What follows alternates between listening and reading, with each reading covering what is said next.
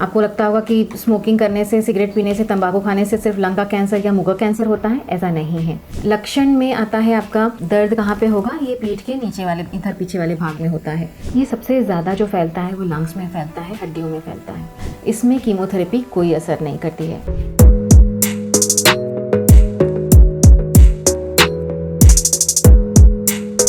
नमस्कार, मैं डॉक्टर सफलता हूँ। मैं एक सीनियर कैंसर स्पेशलिस्ट हूँ मैक्स हॉस्पिटल्स में। हम बात करेंगे किडनी के कैंसर के बारे में। किडनी का कैंसर यूजुअली 50 साल के बाद होता है। इसके जो कारण होते हैं, मोस्ट इम्पॉर्टेंट कारण होता है स्मोकिंग। आपको लगता होगा कि स्मोकिंग करने से, सिगरेट पीने से, तंबाकू खाने से सिर्फ लंग का कैंसर या मुंह का कैंसर होता है। ऐसा नहीं है। 13 अलग अलग कैंसर होते हैं, उसमें से एक किडनी कैंसर है।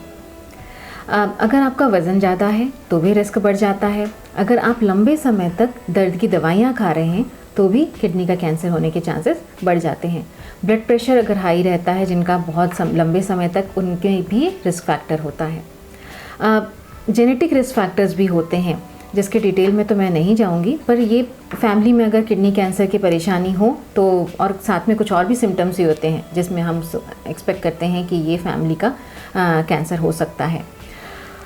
उसके बाद हम जानते हैं कि इसके जो लक्षण क्या होते हैं।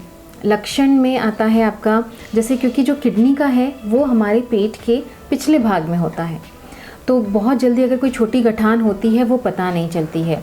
धीरे धीरे जब ये गठान बढ़ने लगती है तो उसमें दर्द होता है। दर्द कहाँ पे होगा, ये पीठ के नीचे वाले, इधर पीछे वाले भाग में होता है। जिस साइड में भी आपका किडनी का कैंसर हुआ तो वहाँ पर दर्द होगा।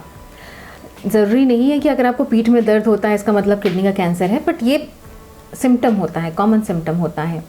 वहाँ पे आपको प्रेशर पता चलेगा और साथ में ये भी होता है कि पेशाब में खून आता है। इसलिए हम जब भी ऐसा कोई पेशेंट आता है उसका अल्ट्रासाउंड कराते हैं, और अगर उसमें कुछ ऐसे किडनी में गठान दिख रही हो तो हम पेशाब की जांच भी करते हैं।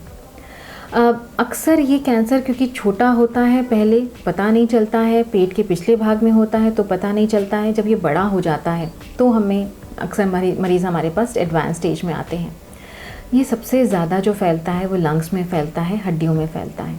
तो लंग्स में फैलता है तो लोग खांसी के साथ, सांस फूलने के साथ या फिर चेस्ट में पेन के साथ आते हैं। हड्डियों में अगर फैल रहा है तो फिर वहाँ पे दर्द होगा।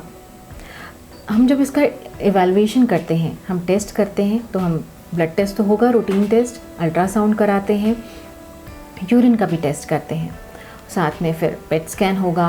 अगर जब इसका इवैल्यूएशन करते हैं और हमको ये किडनी का कैंसर पता चलता है या अंदेशा होता है तो हम, अगर एडवांस स्टेज है, स्टेज 4 हो चुका है तो हम बायोप्सी करते हैं। अदरवाइज़ अगर सिर्फ एक छोटी सी गठान है और ऐसा लग रहा है उसको देखने से कि ये कैंसर का हो सकता है तो सीधा ऑपरेशन किया जाता है। और ऑपरेशन पहले की स्टेज 1, स्टेज 2, स्टेज 3 तीनों में ही सिर्फ ऑपरेशन किया जाता है। उसके बाद हम फॉलोअप में रखते हैं। इसमें कीमोथेरेपी कोई असर नहीं करती है, इसलिए कीमोथेरेपी एडवाइस नहीं की जाती है। अगर वही पेशेंट स्टेज 4 का हो तो भी हम कीमोथेरेपी एडवाइस नहीं करते हैं, क्योंकि इसमें असर होता नहीं है।